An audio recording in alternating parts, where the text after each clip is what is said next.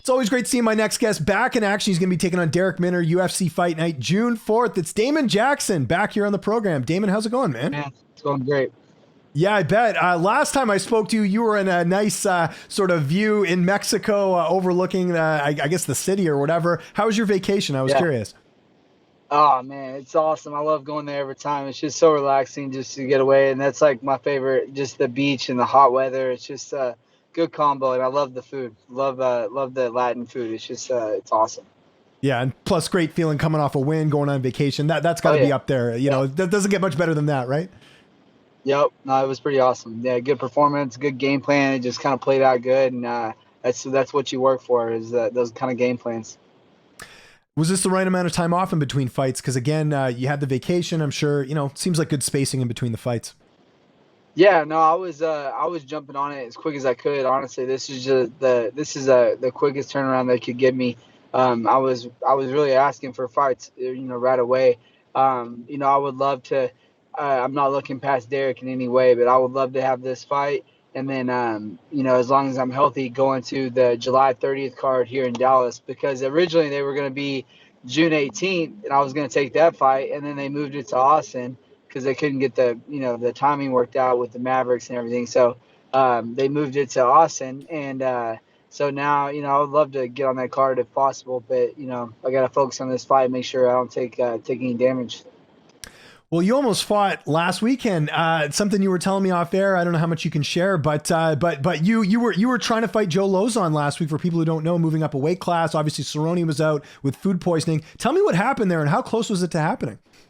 Like 2 weeks before, I told my wife, I was like, "Hey, be ready to get on the fastest plane to Phoenix." I'm just kind of jacking around, but that's how I think in my head. It's like I kind of like play everything out like a child, but like I legit felt like like one of these guys is gonna get hurt, they're gonna get sick, they're gonna get COVID, something's gonna happen, and I'm like just waiting, and no real chance or anything. I never really thought it was gonna happen like to the fullest, but I was prepping like it was. I was doing like a test weight cut and everything, and so I got down to 58, and the day before weigh-ins, I was at 58, and so nothing happened. So I'm like, oh, there's no chance it'll happen now. So I'm just gonna do my normal sprint work today. I'll do my normal thing, and then we were on our way to the venue for the fight, like on the fight day of the fight, and I heard that they kind of said something. The employees said that Cowboy was out, so I immediately hit up Coach, and I was like, hey. I was like, hit Jason up, tell them I'm ready to fight. I'm here. My medicals are done. Everything's clear. And he kind of like laughed it off. Like he was like, okay, like whatever. And so I text Jason right away, and I was like, hey, I was like, tell him I'm ready to go. I'm here. My medicals are done. Like I'm good. And Jason's like, ha ha, I love you, man. Like didn't take me serious. So then I text Dana. And I was like, hey, my name's Damon. I'm here. I'm here cornering a few of my teammates. I would love to step up. If you guys could use me, that'd be awesome. And he was like, he responded back to me so quick. He was like, man, I love guys like you willing to step in like that. He was like, I'll send this to both the matchmakers. And he was like, but we moved the fight to a different date. And so whenever he said that, I was kind of like, that was like the last bit of it. But it would have been a lot just because of the commission would have to approve it.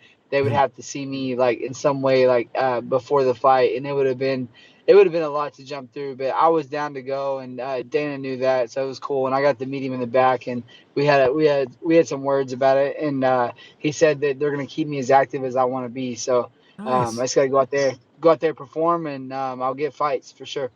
So a couple things from that. First, I find it's funny that both your coach and your manager didn't think you were serious. So I thought that was funny. And Dana White obviously did. How did you always have Dana's number? How were you able to get in touch with him? I've had it for a while, and I've never once texted him because it's like it's never been like appropriate or a reason to. Right. I haven't been like on a win streak. I haven't had like a ranked fight. I haven't had that call out that whatever. So I feel like it's one of those things you have to kind of deserve it, and you have to like earn it in a way. And so I've never abused it, and it's just one of those things I've had it on my phone for a while, and I've never once tried to reach out to him because I have a manager and I have a coach. I have the matchmaker before I would go to Dana. But I knew that in that moment the matchmakers would be like, oh, we can't find anybody. And then I knew Dana would be like, all over it because he's there, for the pay-per-view event. So I knew that he was the guy to reach out to. And I knew that was going to be the fastest route. So that's why I kind of skipped around real quickly. I mean, I told my coach while I was talking to coach, he kind of like, chuckled. He was like, I know you're down, whatever. And so I was texting Jason. And then when Jason responded back to me with that, then I was texting Dana immediately. Like before I was even done talking to coach, I was texting Dana. And I didn't tell coach what I was doing. But he even asked me, he's like, what are you doing? He's like, why are you smiling so much? And then I showed him my phone. I was like, yeah, that's what's up. Love It's it. pretty Love cool. it, man. Speaking of UFC 274, before we talk about your fight, there was a lot of stuff that happened on that card. First and foremost, how cool was it seeing your teammate Macy Chasson go out there? She was an underdog, went out there, got a really good win over Norma Dumont. How cool was that? It was really cool because I got to like help her so much with her wrestling, and she got trapped on the cage a little bit, but at the same time it's normal. It's her choice to get off the cage or stay there, and she stayed there. She couldn't get off, and so Macy had great pressure. Her wrestling was looking great. So I was really happy to see all the work she's been putting in. It's just been really paying off, and her going up a weight class. It's just different. She's a different person, man. She's changed so much. She's been working so hard. And I love seeing. I love being there with her, working with her. She always works hard. She has great focus. Like I have 4 daughters, and the girls listen so much better than guys. Like when you're in her corner, you can say something to her, and she like legit listens to you. And it's like it's just cool to be a part of her career, her path. It's definitely cool. I've heard a lot of fighters at Fortis compliment you for, your coaching and all that stuff. Is that what you see yourself doing after your career's over? Because you got a lot of good endorsements from some of the fighters I've spoken to. Well, I coach youth wrestling, and I do that for the town that I live in, and I coach my daughters, and I work with a lot of different people, and my main job outside of fighting is I'm a trainer. So I've been a trainer since high school, and that's been my only job I've ever had is I've been a trainer. So I do wrestling privates, boxing, kickboxing, like everything. So it's you learn how to talk to people, and you learn how to work with people a lot.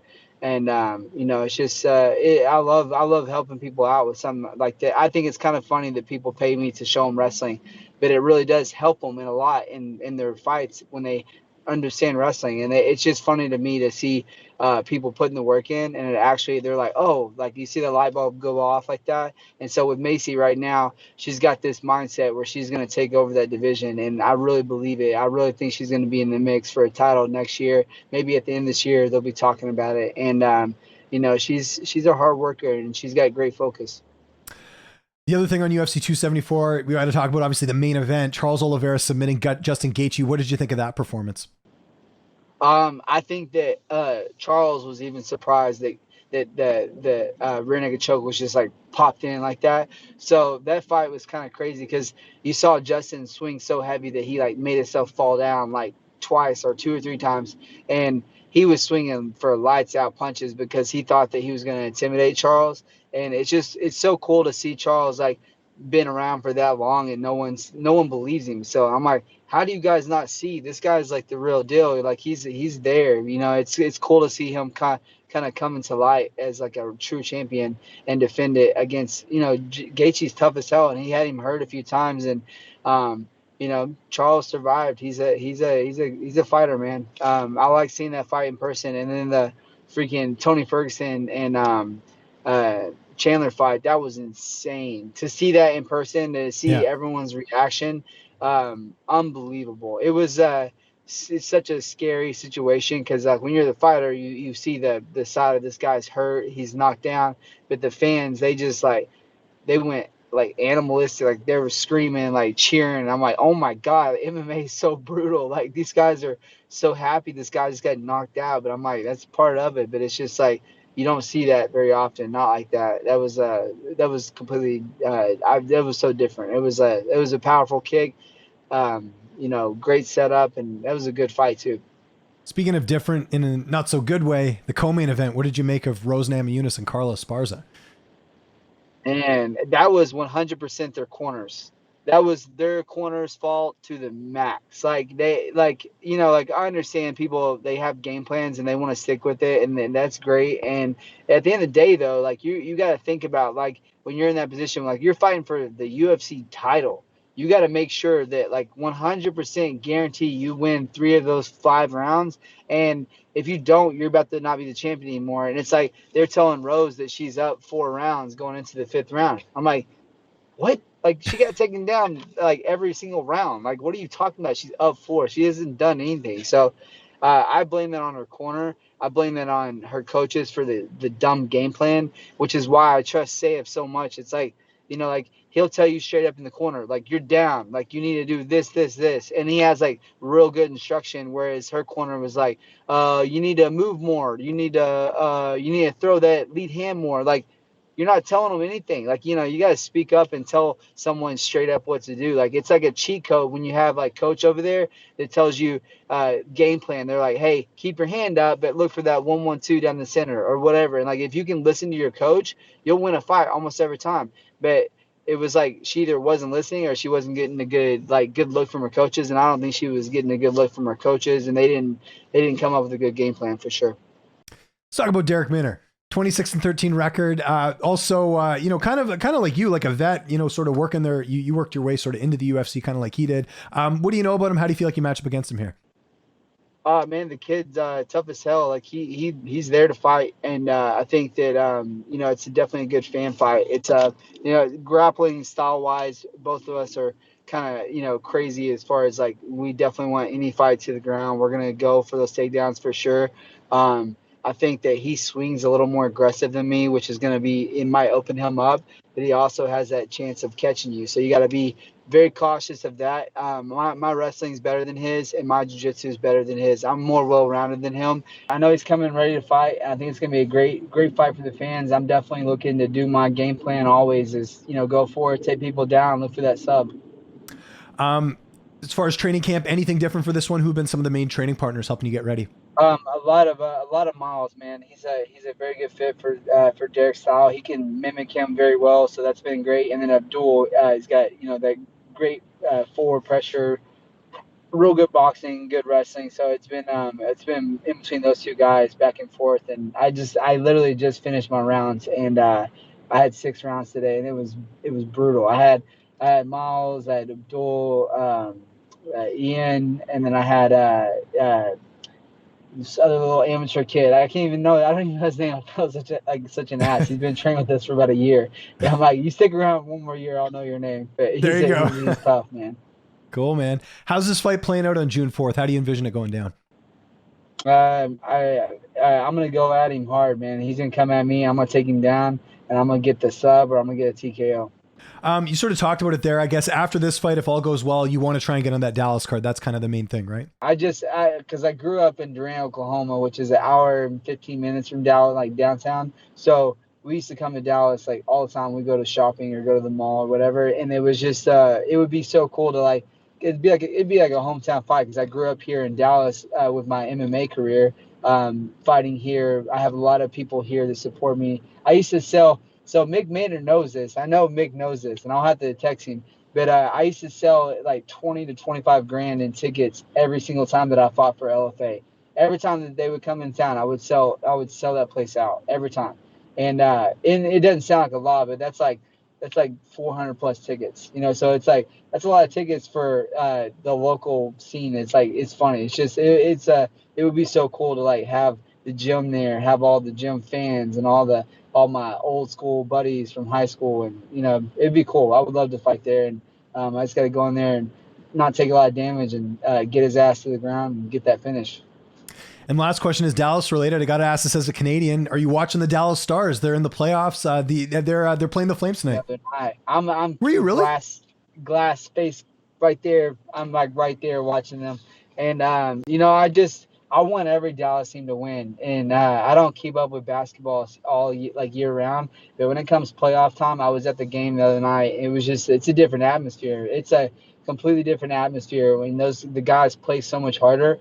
It's kind of like in a fight, you got to fight every fight hard like that. But like in that, they play so much year round. So it's cool to see them at the very end. And then they're all doing pretty good. So we just got to get the Cowboys in the playoff mix next year. So it'll And be, just to confirm, so you should were be, at the Mavs game or you were at the Dallas Stars game? Because Stars is the hockey I was team. doing both. Oh, you were at No, I both. did Oh, wow. both. Yeah. What did you think? Yeah. Did you hear about what happened to the coach? Because there was that blonde girl who was sitting right next to the rink, and obviously very attractive. And so there was this shot on TV, and it went all over social media with the coach kind of like looking at the girl. She's like an Instagram model. Did you hear about that or see it? Whatever, man. Like, I mean, he's a grown ass man. Like, Well, no, it's not his fault, but it was just funny because like you could just see him with the camera shots. It was so funny. So I thought that was pretty good. They'll pick you apart for sure if you get caught looking. For sure. Damon, thanks so much for doing this. Glad to see your phone survived this interview with the heat. Anyone you want to thank, any sponsors, any social media, I'll give you the last word. Marshall Inu, man, these guys are the real deal. Like, they're doing some big stuff, and definitely shout out to them. And just all my social media is Damon B. Jackson.